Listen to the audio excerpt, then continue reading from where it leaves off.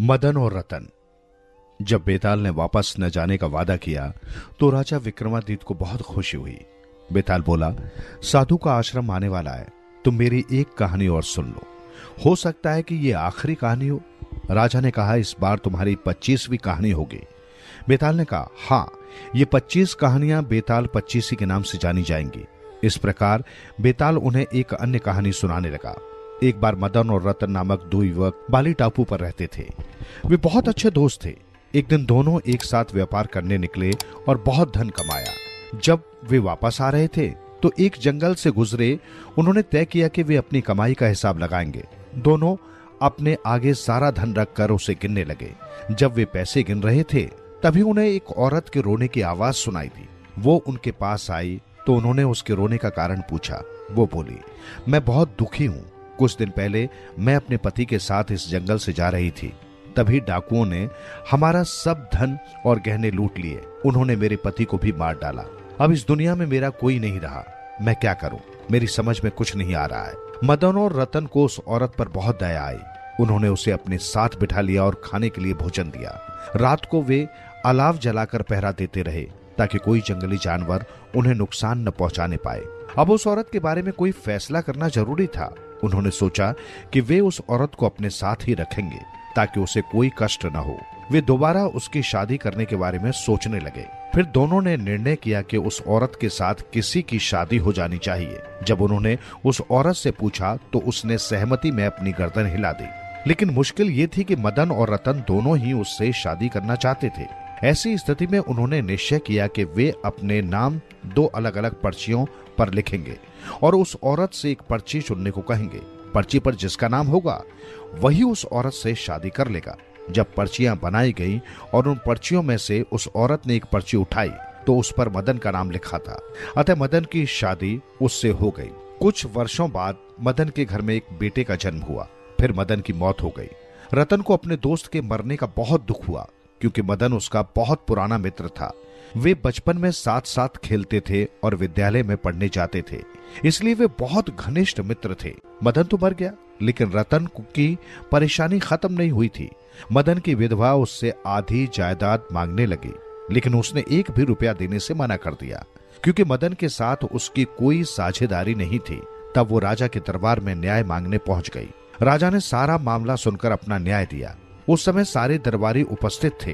वे भी जानना चाहते थे कि क्या राजा का फैसला उस औरत को मंजूर होगा, लेकिन उस औरत ने राजा के फैसले को माना और सराहा। इसके बाद वो खुशी खुशी अपना जीवन बिताने लगी। ये कहानी सुनकर बेताल ने राजा विक्रमादित्य से पूछा, विक्रम बता, राजा ने उस विधवा औरत के प्रति क्या फैसला किया था और क्या उस औरत की मांग जायज थी? राजा विक्रमादित्य ने कहा, हाँ, उसकी मांग जायज थी।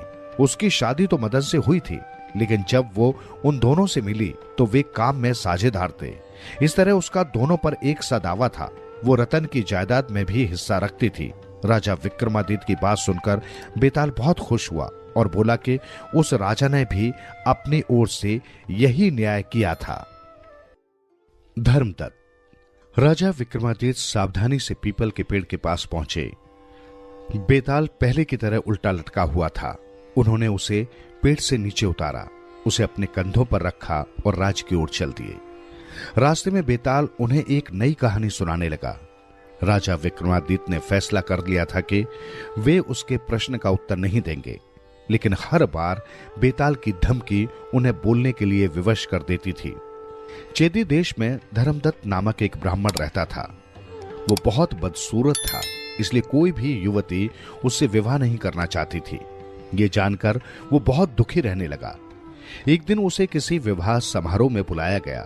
यूं तो उसने पहले भी बहुत से विवाह करवाए थे, लेकिन उस विवाह में वधू के प्रति उसके मन में आकर्षण आ गया। धर्मदत्त ने उसे पाने की एक दुष्ट योजना बना ली।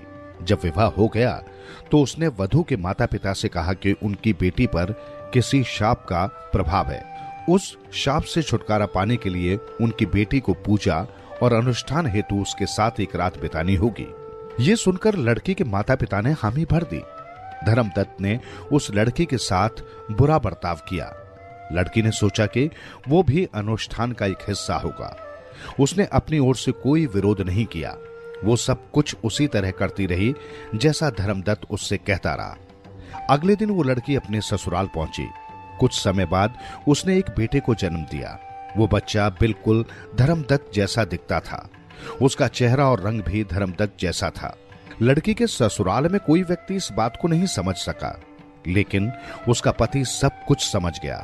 उसने ब्राह्मण धर्मदत्त को अच्छी तरह देखा था। ये उसके लिए हैरानी का विषय था कि उसके बेटे का चेहरा धर्मदत्त की तरह क्यों था। जब उसने अपनी पत्नी से इस बारे में पूछा तो उसने उसे सब कुछ सच सच बता दिया। पति ने उसे उसी समय अपने घर से निकाल दिया। वो लड़की न्याय मांगने के लिए राजा के दरबार में चली गई। ये कहानी सुनाकर वेताल ने राजा विक्रमादित्य से पूछा, ऐसी दशा में राजा का न्याय क्या होगा? उस रात लड़की ने अपनी मदद के लिए किसी को क्यों नहीं पुकारा? उसने पति के पूछने पर ही सच क्यों बोला? यहां किसका दोष है, धर्मदत्त या लड़की के माता पिता का? अगर तुमने जवाब नहीं दिया तो तुम्हारी खैर नहीं। राजा विक्रमादित्य ने एक पल के लिए सोचा, फिर बोले, यहां लड़की बेगुनाह है। उसने सोचा होगा कि जो भी हो रहा है वो उस पूजा का एक हिस्सा है, तभी उसने किसी को कुछ नहीं बताया। यदि उसे पता होता कि उसके साथ बुरा बर्ताव हो रहा है या धर्मदत्त उसकी मासूमियत का लाभ उठा रहा है तो वो निश्चित रूप से उसकी शिकायत करती। उसने ये बात किसी को नहीं बताई और अपने ससुराल में जाकर रहने लगी। तो फिर किसका दोष है? क्या उस ब्राह्मण धर्मदत्त को कसूरवार माना जाए जिसने लड़की का जीवन बर्बाद कर दिया, या लड़की के पति को कसूरवार कहा जाए जिसने इस बात के लिए अपनी मासूम पत्नी को घर से निकाल दिया? बेताल ने पूछा। राजा ने उत्तर दिया, नहीं, इसके लिए लड़की के माँ बाप का कसूर मानना चाहिए। उन्होंने सारी रात के लिए अपनी बेटी को धर्मदत्त के पास भेज दिया और नतीजे की परवाह नहीं की। सजा तो उन्हें दी जानी चाहिए। बेताल बोला, विक्रम, तूने ठीक कहा, लेकिन राजा ने धर्मदत्त को फांसी पर लटका दिया और तूने बोलकर अपना वादा तोड़ दिया। इसलिए मैं फिर चला। राजा के कोई जवाब देने से पहले ही बेताल उनकी पकड़ से निकला और सीधा उड़कर पीपल के पेड़ पर जा पहुंचा।